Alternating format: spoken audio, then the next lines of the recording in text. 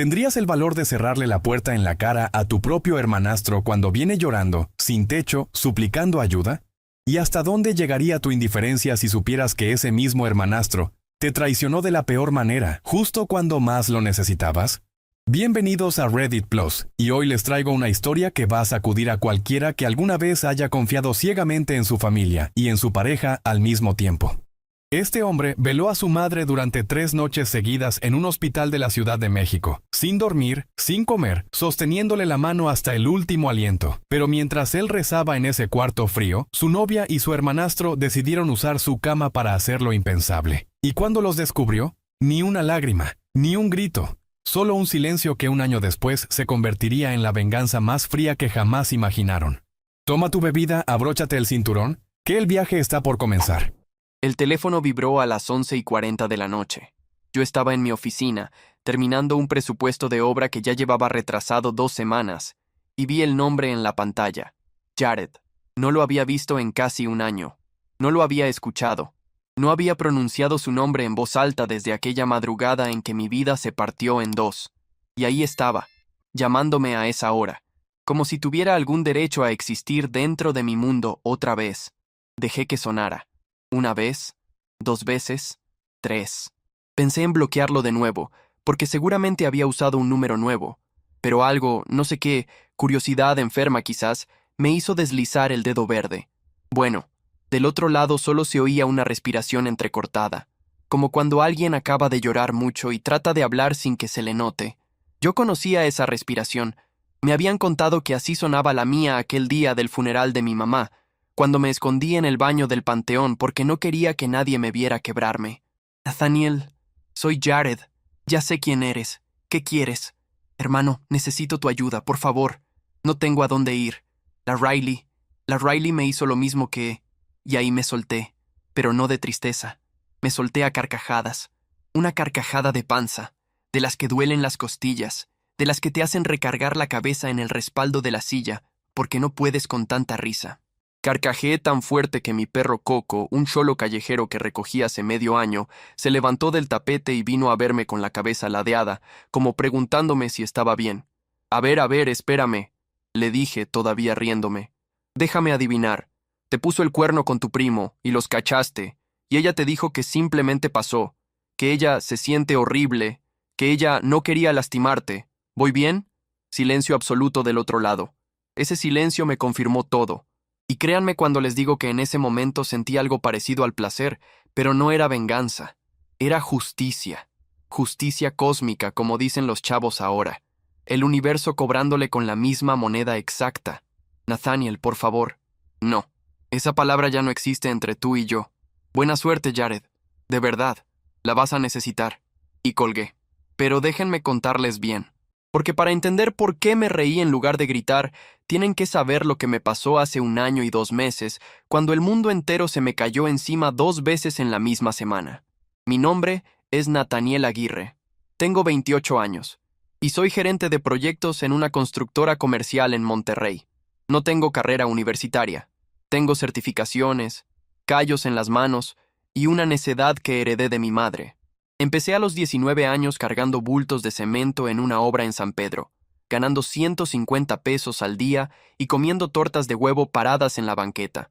El maestro de obra de aquel entonces, don Heriberto, me agarró cariño porque vio que yo preguntaba todo. ¿Cómo se calculaba un colado? ¿Por qué se escogía un acero sobre otro? ¿Cuántos sacos llevaba 1 metro cúbico? Don Heriberto me enseñó más en 2 años que cualquier escuela, y cuando me fui de ahí ya sabía leer planos. A los 25 yo ya manejaba obras de plazas comerciales medianas.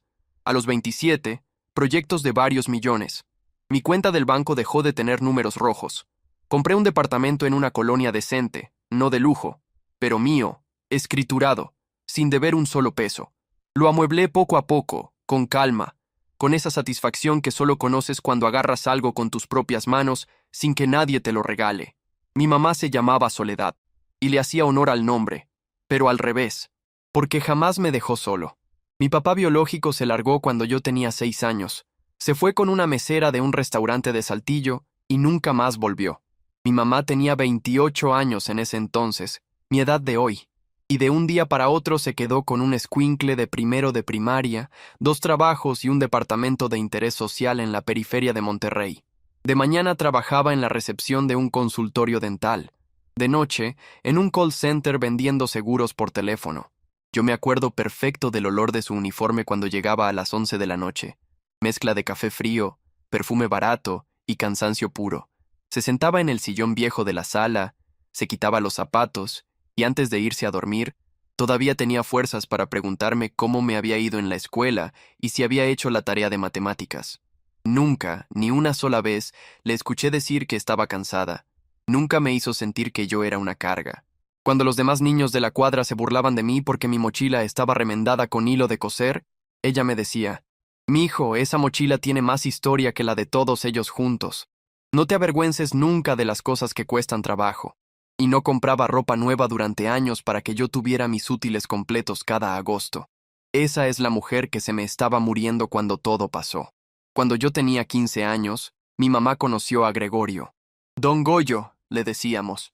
Trabajaba en una empresa de transportes, era de Linares, y tenía un hijo de un matrimonio anterior llamado Jared. Don Goyo era todo lo opuesto a mi papá biológico. Llegaba cuando decía que iba a llegar. Cumplía cuando prometía algo.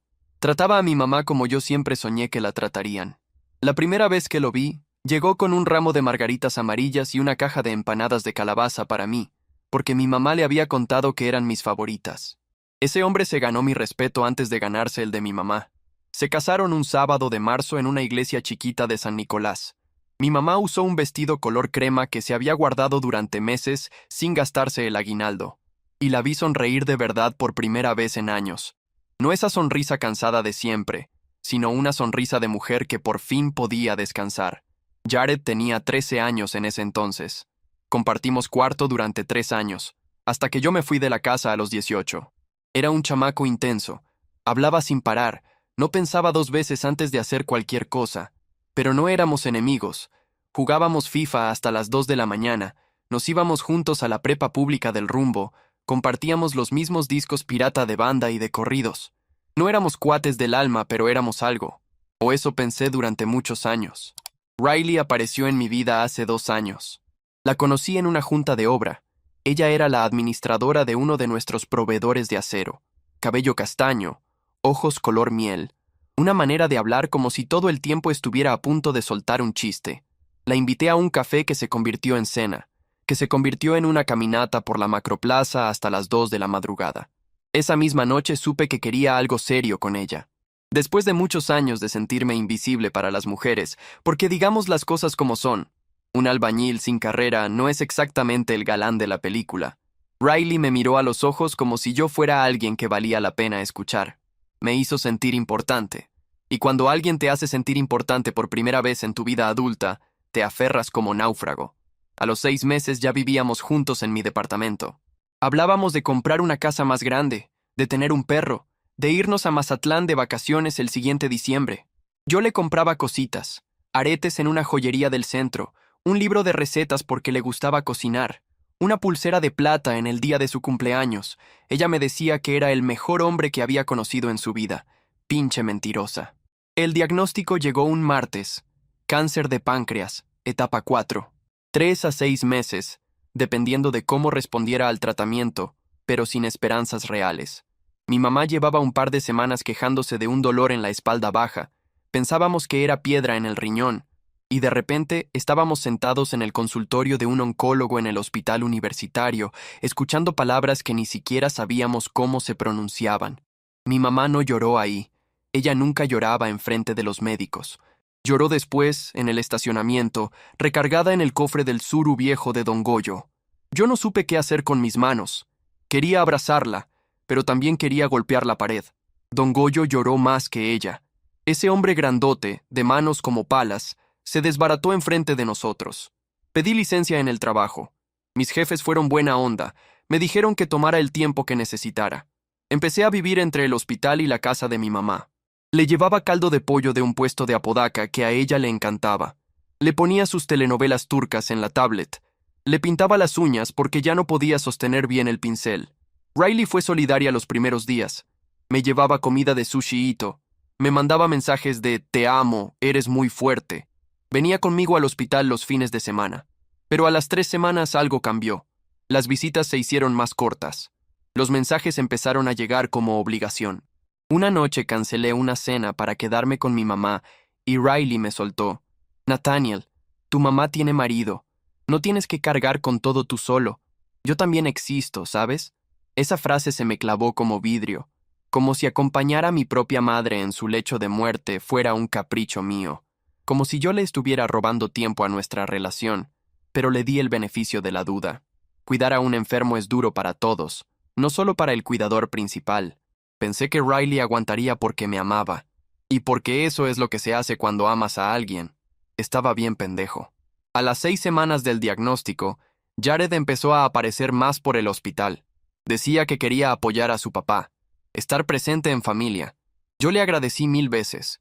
Pensé que por fin estaba madurando, que la situación lo había hecho crecer. Llevaba tortas de la lonchería Sarita para todos los que estábamos ahí, platicaba con las enfermeras del piso oncológico, se quedaba con Don Goyo cuando él necesitaba salir a tomar aire. Lo que yo no sabía, lo que mi cerebro frito por el estrés no podía procesar, era que Jared y Riley empezaron a hablarse mucho. Inocentemente al principio, según ellos. Él le preguntaba cómo estaba yo. Ella le pasaba reportes cuando yo ya no tenía energía ni para escribir. Después fueron cafés para coordinarse mejor. Después comidas. Después cenas. Hijos de su madre. La noche en que pasó todo, mi mamá había empeorado mucho. Le costaba respirar. Los niveles de oxígeno se le caían. Los doctores nos avisaron que igual y no pasaba la noche.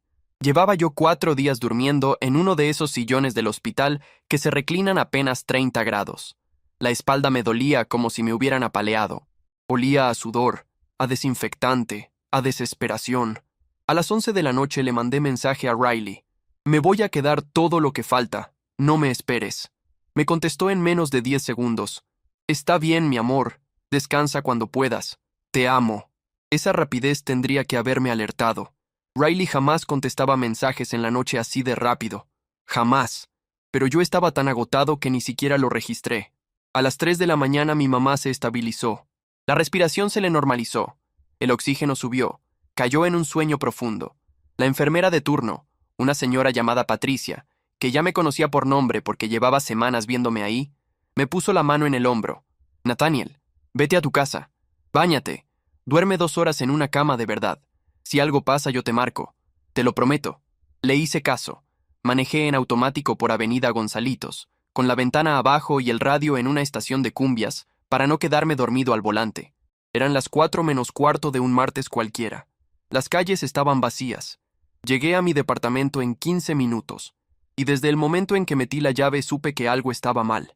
Había un coche estacionado afuera que yo conocía, pero no debía estar ahí. La luz de la sala estaba prendida, cuando yo siempre apagaba todo antes de salir, y arriba, desde mi recámara, se oía música, una canción de Frank Reyes que Riley ponía cuando estaba de buenas. Subí las escaleras lentamente, no por miedo, sino porque mi cuerpo ya sabía lo que mi cabeza se negaba a aceptar. Cada escalón se sentía como 1 kilómetro. Cuando llegué arriba, la puerta de mi recámara estaba cerrada, pero no con seguro. Vi la luz por debajo, oí los sonidos, y reconocí las 2 voces. Empujé la puerta. Riley estaba arriba de Jared en mi cama, en la cama que yo había comprado con mi propio dinero, sobre las sábanas que yo había lavado 3 días antes, en el cuarto donde la mujer que yo creía que amaba se había dormido conmigo cientos de veces, y a un costado sobre el buró estaba la botella de vino tinto que yo llevaba meses guardando para nuestro aniversario. El tiempo se hizo gelatina. Pude ver cada detalle con una claridad enferma. La blusa de Riley tirada cerca del closet, los tenis de Jared junto a la puerta, las 2 copas de vino casi vacías sobre el buró, la pulsera de plata que yo le había regalado a Riley en su cumpleaños balanceándose en su muñeca mientras ella se tapaba con las cobijas. No grité, no lloré, no rompí nada. Vístanse, salgan de mi casa. Tienen 3 minutos. Nathaniel, espera, por favor, déjame explicarte. Riley lloraba mientras se ponía la blusa al revés. No quiero explicaciones. Quiero que se larguen. Carnal, no fue lo que tú piensas. Esto no... No me digas carnal. No vuelvas a llamarme carnal jamás en tu vida. Tú ya no eres nada mío. Ahora salte de mi cuarto antes de que te saque a empujones. Jared debe haber visto algo en mi cara, porque ni siquiera respondió. Recogió su pantalón del piso, se vistió como pudo, y bajó las escaleras casi corriendo. Riley iba detrás, todavía suplicando. Cuando cerraron la puerta de la entrada, escuché el motor de su coche arrancar y alejarse por la calle, y entonces, parado en mi recámara, no sentí nada. Cero. Vacío total. Como si mi cerebro hubiera dicho, ya no aguanto más, me apago. Lo único que hice fue moverme en automático.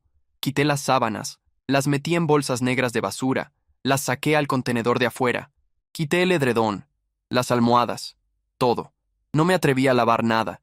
No quería saber. Me metí a bañar, y el agua caliente se acabó antes de que terminara. Me quedé bajo el agua fría hasta que empecé a temblar. Cuando salí, mi celular tenía 7 llamadas perdidas de Riley y 14 mensajes. Bloqueé su número sin leerlos. Bloqueé el de Jared. Los borré de Facebook, de Instagram, de WhatsApp, de todos lados. Después me senté en el sillón de la sala y vi amanecer por la ventana sin pensar en nada. En ese día regresé al hospital a las 9 de la mañana. Mi mamá estaba despierta, hasta se veía un poquito mejor. Me preguntó dónde había estado. Fui a bañarme, mami. Solo a bañarme. Mentí. Mentí porque la mujer que se estaba muriendo enfrente de mí no merecía cargar con eso en sus últimas horas. Le agarré la mano y me quedé escuchándola contarme historias de cuando yo era chiquito. De aquella vez que me perdí en el Soriana y un guardia me encontró comiéndome una paleta de hielo en el área de congelado sin haberla pagado. De cuando me caí del árbol del patio y me partí el labio. De cuando ella ahorró 6 meses para regalarme una bicicleta usada que yo había visto en la vitrina de una tienda del barrio. Mi mamá murió 2 días después, tranquila, sin dolor, con don Goyo agarrándole una mano y yo agarrándole la otra. Lo último que me dijo fue, «Mijo, fuiste mi orgullo más grande. Cuídate de la gente que no te quiere bien». Ella sabía. Las madres siempre saben. En el funeral hice mi papel. El hijo fuerte, el que no se quiebra, el que recibe los pésames con un apretón de manos firme. Don Goyo lloró como niño durante toda la misa. Jared estaba ahí también, sentado en la última banca, con los ojos rojos. No nos dirigimos la palabra. Riley no se atrevió a aparecerse, lo cual fue lo único decente que hizo en toda esta historia. Después del velorio, don Goyo me agarró del brazo en el estacionamiento del panteón. «Nathaniel, Jared me contó. Yo no sé qué decirte, mijo. Lo eduqué mejor que eso. No es culpa suya, don Goyo. Si necesitas algo, estoy bien. Gracias». Esa fue la última conversación de verdad que tuvimos. Don Goyo es buena persona, pero Jared es su sangre. Yo no iba a ponerlo a escoger. Y él no iba a cortar a su hijo por mí.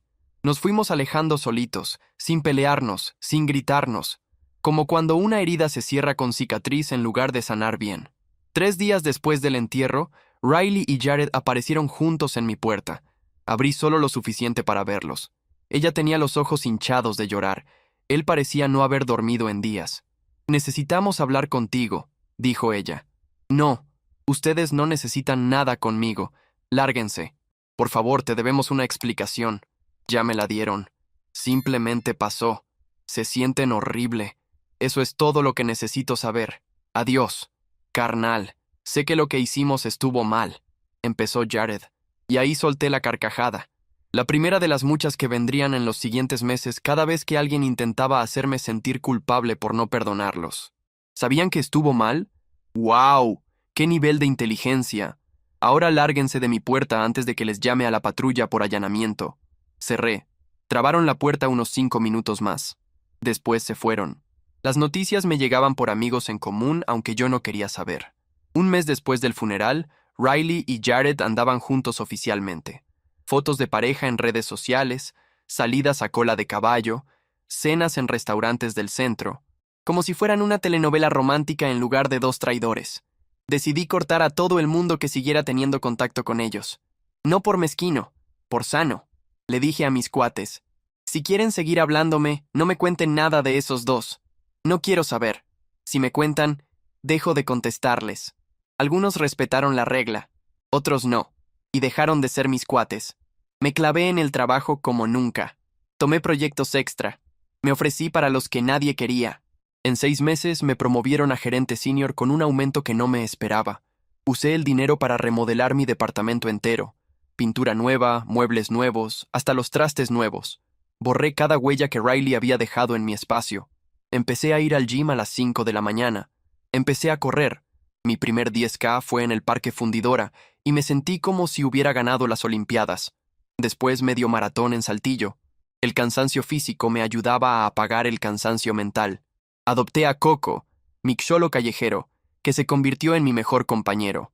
Reconstruí mi círculo de amigos con gente nueva, gente de la obra, gente del gym, gente que no conocía a Riley ni a Jared y que no tenía opiniones sobre lo que yo debería hacer.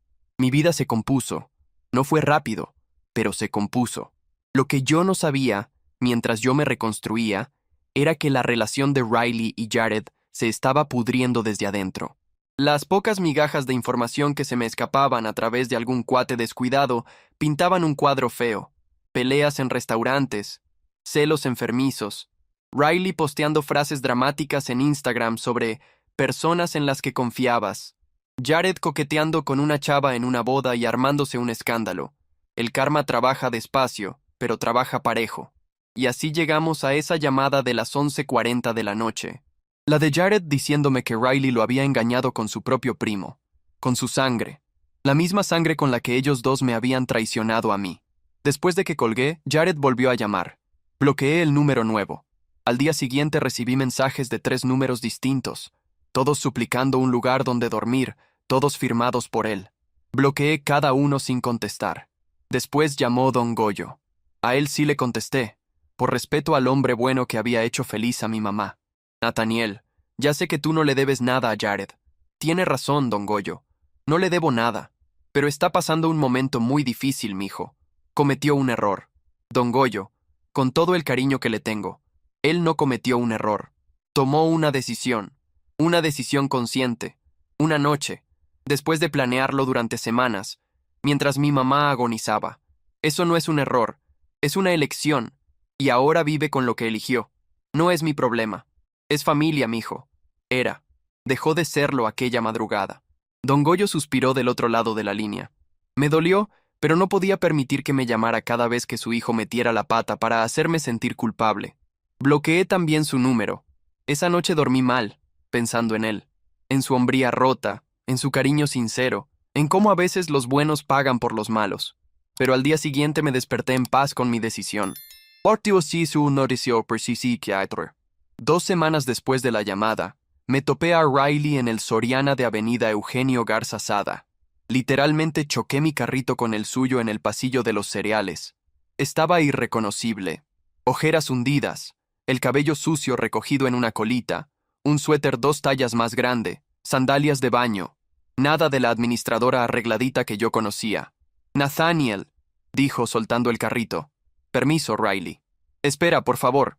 Solo un minuto. Ya tuviste un año entero de minutos. Adiós. Pero ella se atravesó, y me soltó todo en medio del pasillo, con 2 señoras viéndonos como si fuéramos un capítulo de Caso Cerrado, que estaba arrepentida, que había aprendido, que nunca había amado a Jared de verdad, que lo nuestro había sido lo bueno, y lo de Jared había sido culpa y confusión disfrazadas de sentimientos, que solo quería una oportunidad de pedir perdón cara a cara. La escuché en silencio. Cuando terminó le dije, Riley, ¿está bien? Sus ojos se iluminaron como si yo le hubiera dado una segunda vida. ¿Está bien? Sí, está bien. Te escuché. Estás arrepentida. Lo registré. Pero eso no cambia nada. No somos amigos. No te voy a ayudar. No te voy a abrazar. No te voy a perdonar. Solo reconozco que dijiste lo que dijiste. Y ahora me voy a la sección de carnes porque tengo que comprar carne para asar el sábado con mis cuates. Yo te amaba, Nathaniel. No. Si me hubieras amado, no habrías hecho lo que hiciste. Lo que sentías por mí era comodidad, y eso no es amor. Que tengas buena tarde.